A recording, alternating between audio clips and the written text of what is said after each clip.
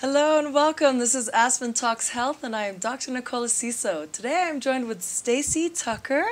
She is a former founder of Almeida Labs and a former trauma nurse, and we will be discussing how to live longer. Super exciting. Yeah. Welcome. Hi, thank you. It's great to be here. Thanks for having me. My pleasure.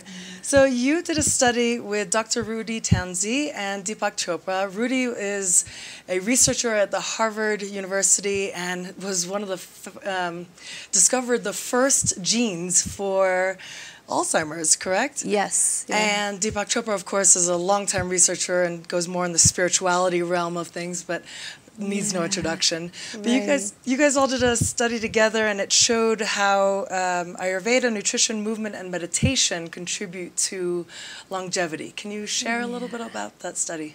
Yeah, so the study is the Self-Directed Biological Transformational Study, SBTI, Self-Directed something, SBTI.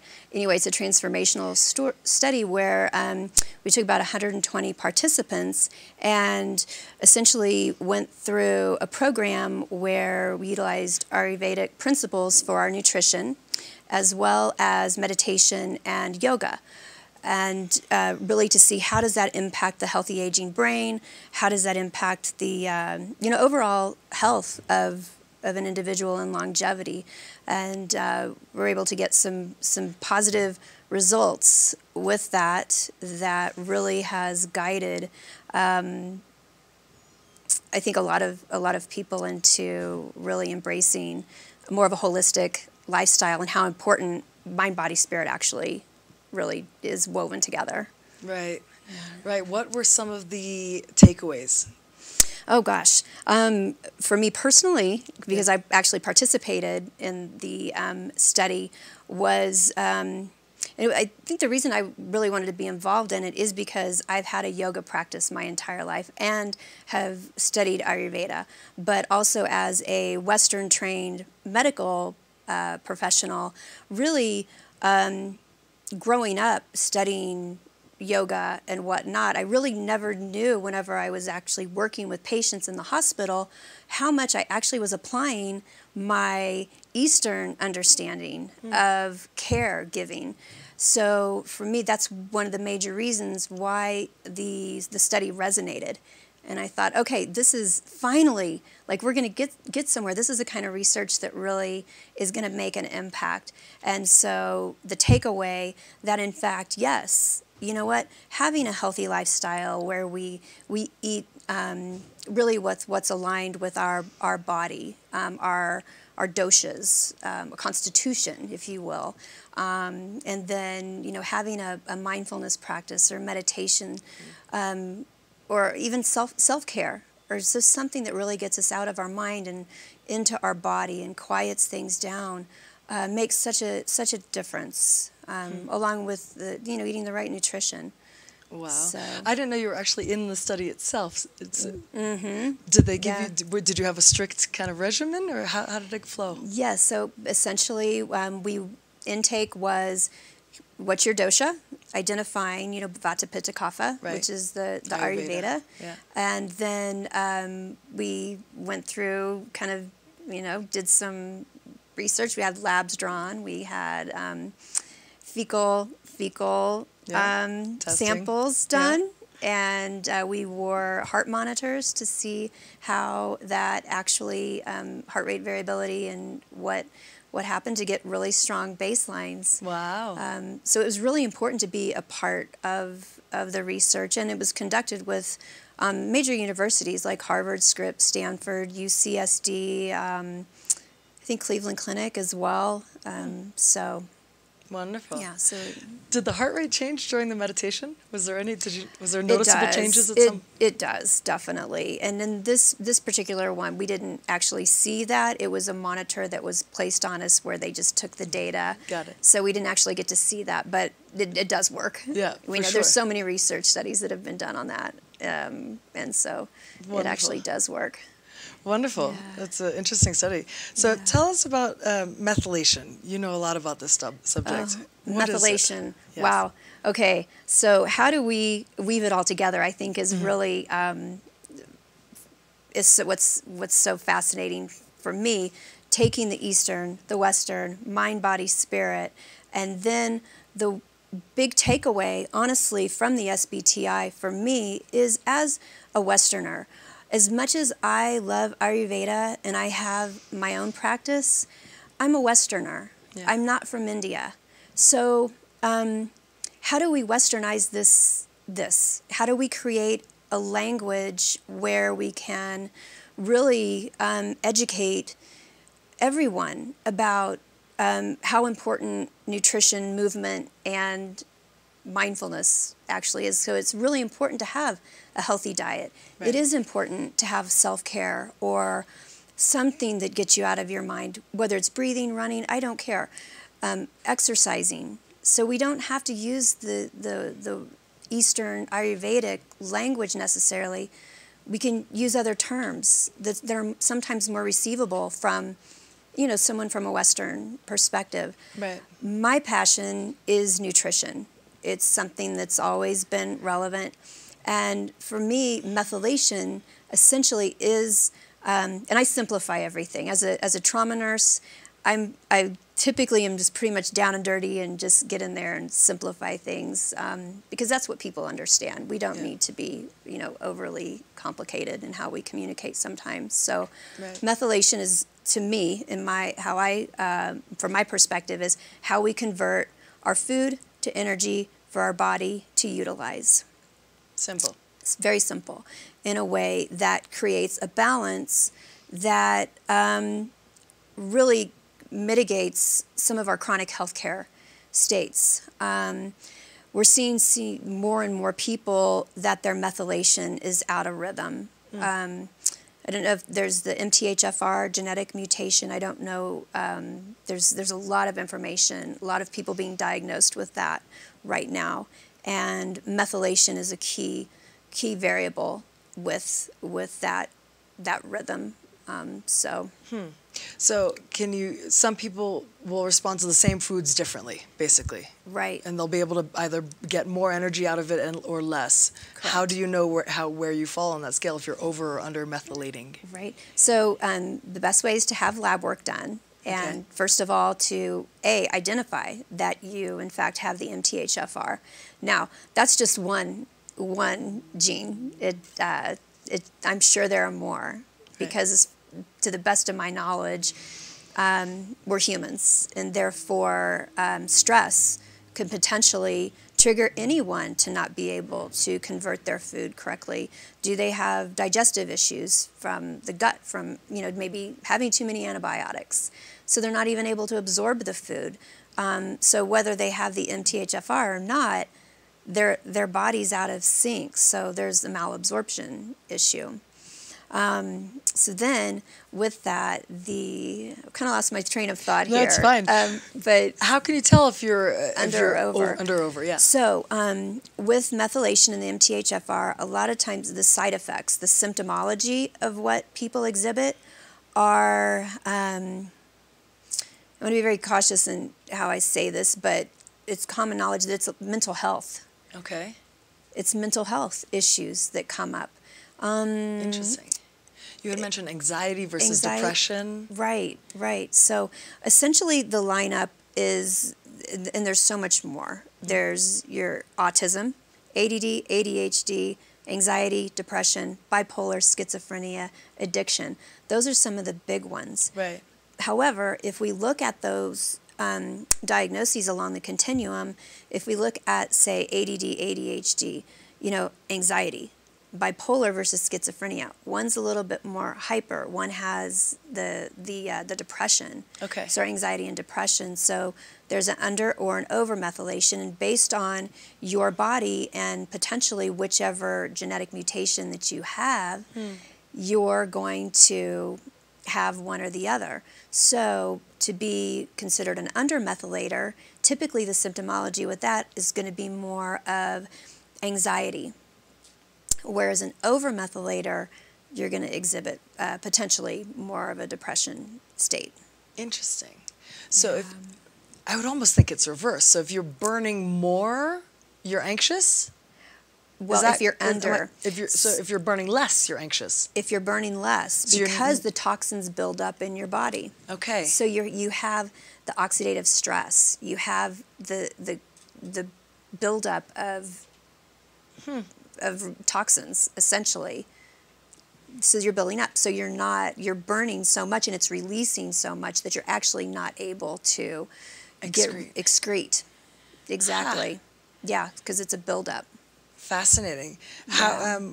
What can you do about it to become more balanced in either direction? So it's nutrition. So then Okay. we go back to, the hot topic is gut health. Right. Well, it's real, but in a very simple way.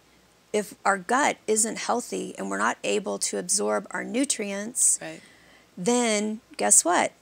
Our system's going to be out of balance. So first and foremost, and this is for under or over methylation, we really need to balance the gut health. Okay. We really need to address that with your probiotics, and then, really, introducing foods that are, high in antioxidants, adaptogens, anything that's going to really support the oxidative stress and allow the body to get, heal really, and get back into an algorithm that supports detoxification and, releasing free radicals and whatnot. Right. Then, after that, if in fact there is a diagnosis of a methylation, then it's other foods, Right. folate, your Bs, B12 specifically. A lot of times there's folic acid versus folate. Right. Folic acid. So for me, folic acid scares me a little bit. And it's prescribed to mothers. It's right during pregnancy. Right. So you take a mother, and stress. I want to just backtrack really quick because please. this is really important, because stress is a trigger as well. Okay. So not only are we dealing with the nutrition, the gut's absorption, we're dealing with stress layered on top of that, which is one of the major triggers to get it out of rhythm, to get the methylation out of sync. So you have a pregnant mom. Who knows? Maybe she's a young mom. Maybe, who knows what the circumstances are. And she's not methylating correctly. That fetus is actually not methylating correctly either. Huh. So epigenetically, it's actually impacting the fetus. Makes sense. And so newborns are sometimes born with copper toxicity. Wow. Huh. So it's fascinating what how science is actually, we're discovering all of these things. Right. And so for me, this is the exciting part. So back to even the SBTI, it's like, wonderful. Okay, great. We have this information. We know that these work for longevity. But the world that we're living in now is so stressful. You know what moms are managing. I was very fortunate. My mother was a voracious reader of spiritual thought information. She worked at a spiritual literature book bindery in Kansas City whenever she was pregnant with me. So she was a vegetarian, daily meditator. Yeah. I mean, had this amazing practice. And I feel so fortunate because that's the lifestyle that I was shown. But the world that we're living in now is so different. And so these, young moms or moms in general, just because of the environment, whether it's environmental stress, emotional stress of the home environment, whatever the case may be, it really, the mental health, think all the postpartum depression. Right. Well, that's related to methylation. Interesting. Yeah, they're already born, so that it's passed on to the fetus. Right. And then add on to that the nutrition of people are not eating enough fruit, which provides the fiber for the healthy bacteria to grow. Right. And your vegetables, eating vegetables has become a rarity. Right. We've gone so much towards processed foods, which have preservatives, which our microbiome can't feed on.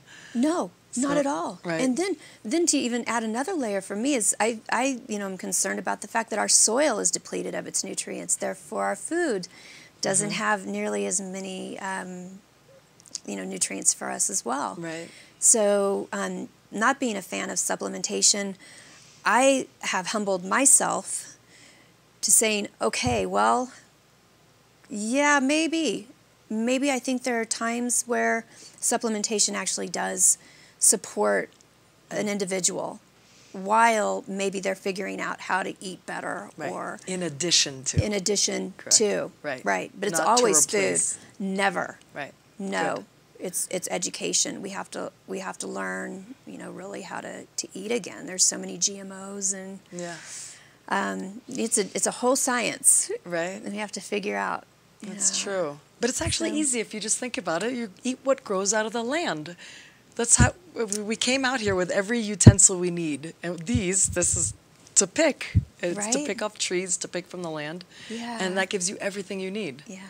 It's quite simple, actually. It really is. And here's a fun tip that I was taught when I was young. Please. Apparently, if you take the seeds of plants, fruits, vegetables, or what have you, and you're inclined to have your own garden, if you actually put the seeds in your mouth and you hold them in your saliva for like 10 minutes, and then plant them, essentially you imprint those seeds with your DNA. Wow. And so then whenever you eat those, whatever you've grown, apparently it is specific for you.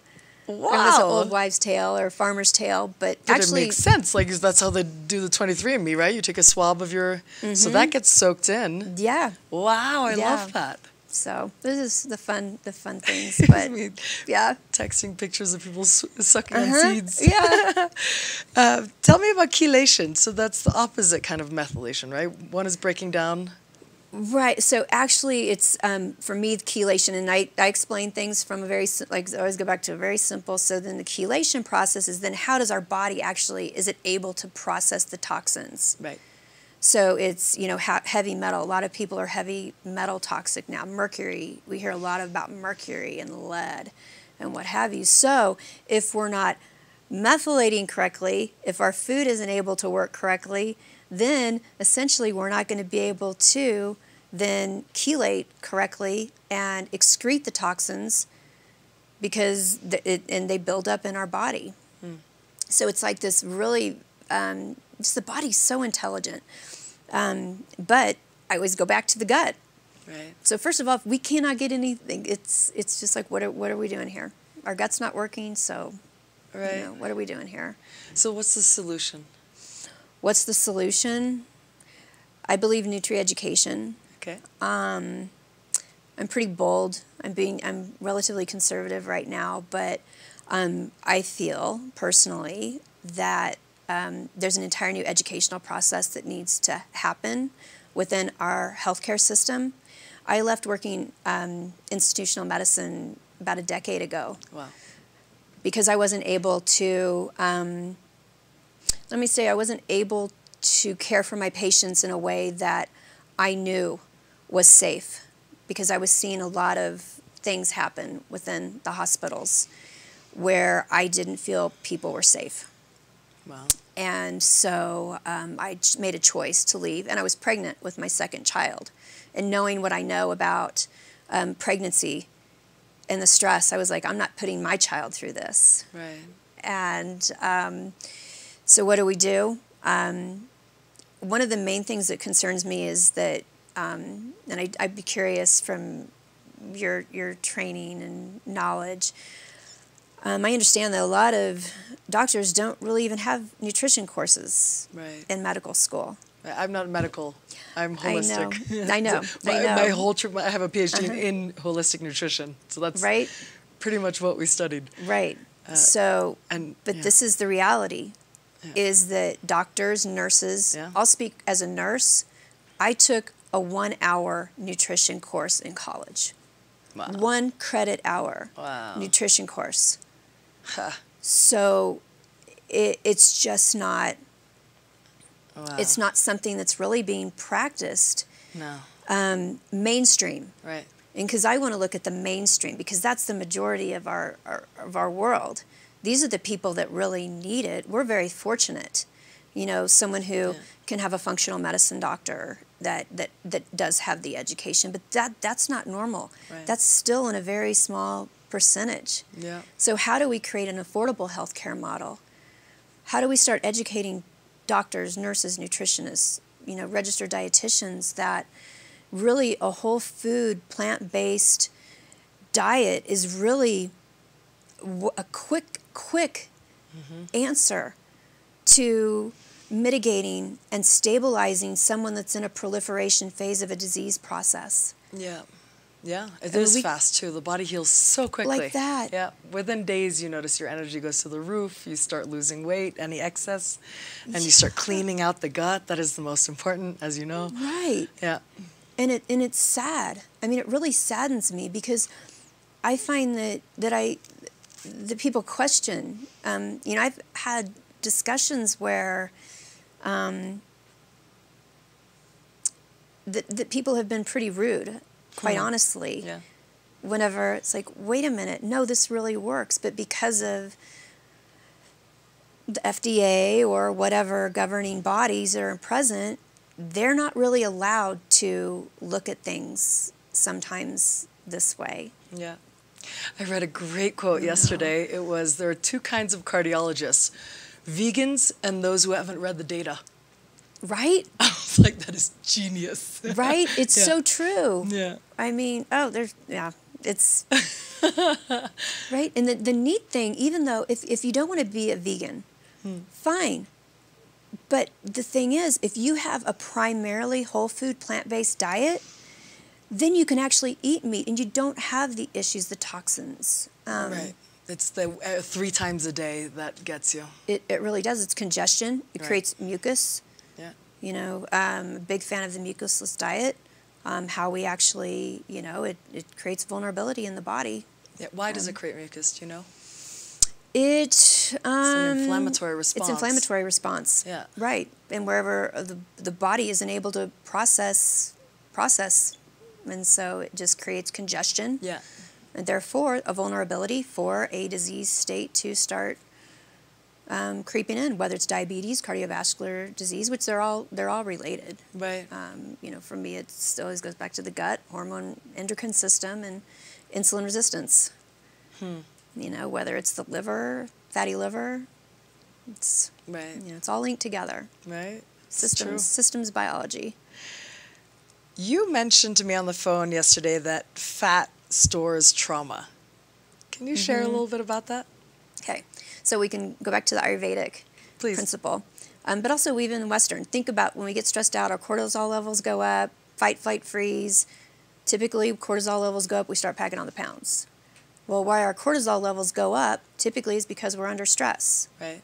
Therefore, from a psychosomatic expression of stress, makes sense that we would store said stress in our adipose tissue. So in Ayurveda, the process of panchakarma is where it's a cleanse. That's why cleanse seasonally is really important, where we can actually get a reboot. But take herbs, purified butter, ghee, and it actually binds with the adipose, and it's excreted out of the body through this detox process. So it's a very gentle way of detoxing. And I can speak from my perspective is what makes the most sense for me is a lot of times people have trauma and they go to talk therapy. And they'll be in talk therapy for years and years and years. And essentially every time they talk about that experience, they then are they're creating that traumatic experience again, and the body doesn't even realize that the trauma isn't right then. Right now. Even though it was a decade ago. Wow. So with that, you know, weight loss, so whether it's doing high impact interval training, you know, anything that really gets your lymphatics clearing and getting, you know, reduction of fat really is actually one of the ideal ways to actually heal trauma. Interesting. How I've learned to do detoxes is through green juices, because then you're getting the nutrients without the fiber and you're not digesting anything, and the body can take all of that energy that it would go towards digesting towards detoxifying the cells, and automatically you start losing the fat as well. Right. So that's what I was taught, but there are, of course, different modalities. There are, right? So that's why it's like, okay, we've got Ayurveda, we've got, you know, juicing, and, you know, I water fast. So I'll just not I'll drink water for 3 days straight. Wow. Because it reboots the immune system. 1 day a week, all I do is drink water to allow for the body to just relax. Yeah. Yeah. Yeah, it's amazing what that reset does. My friend is into that, and he loves it. He's full of energy by the end of the day. And he says it takes 24 hours. If you quit after like 16 hours, you don't get the effects. But 24 hours, he's like on fire. It's amazing. Yeah. And the interesting thing is this is what I watched my grandmother do. Wow. So this isn't new information. People think this is like new. It's not. No, yeah, fasting has been forever. So we only have a couple minutes left, and I really want to touch on your Alameda Labs and what you're doing there. Okay. Please share, and also some diabetes tips. So. Oh gosh. Okay. Well, Alameda Labs. Yes. Alameda actually is my grandmother. My grandfather, right? I love that. Isn't it? It's funny. So come full circle. Speaking of my grandmother, my grandfather was a diabetic, and she was able to really, as a partner, really support him, and he had a very healthy lifestyle because she fed him the right foods, and really taught me so much. And it's funny because like now retrospectively, I'm like, oh my gosh, I was taught. I grew up doing this, so obviously I would have a company that is working in the arena of diabetes. So I actually have an all amino acid based blend that actually gets about a 99% proliferation rate. What does that mean? Increase in insulin production. Oh, wow. So proliferation is an increase. Great. So we developed it about 2 years ago, went through extensive research, and we're getting, like I said, about a 100% proliferation rate of insulin production out of the islet cells. So for anyone who has type 2 diabetes related to, back to this malnourishment, it can really support the pancreas and decrease the A1C. So I've had people with type 1 diabetes, type 2 diabetes, and really it's just an overall support for the pancreas. Yeah, type 1, if you catch them early enough where they're still producing a small amount, it might be really effective. And that's exactly what's happening. So there's a lot more 1.5, 1.5 being diagnosed. However, we have a whole system where we have a product that addresses the microbiome, probiotics, and then essentially reboots with superfoods, adaptogens. And then we have a liquid multivitamin alkaline blend that is great for methylation support. Then we have a fat metabolizer, hence to address the adipose. And then we have one that is target specific to the pancreas. And I actually, I'm in constant contact with a gentleman that was just diagnosed with new diabetes 1.5, and lo and behold, he was in the 400s. He's down. He was 107 the other day. Wow, fantastic! And so it's to your point, actually being caught right now. And he's gone on a whole food plant-based diet. Good. He still likes to eat his meat. However, and he's not exercising. And he started the system, and he's considered. I mean, I would say he's stable. Still diabetic, absolutely. Will he need insulin at some point? You know, realistically, you know, it is what it is, but it's fantastic. Amazing. Well, I'm sorry, but we're so out of time, but I am so grateful that you joined us. And thank you. As always, check out aspentalkshealth.com, and we'll have your contact information and Alameda Labs there, a link for you guys so people can check out your products. And thank you so much. Thank you so much. I appreciate it. My pleasure. Take care.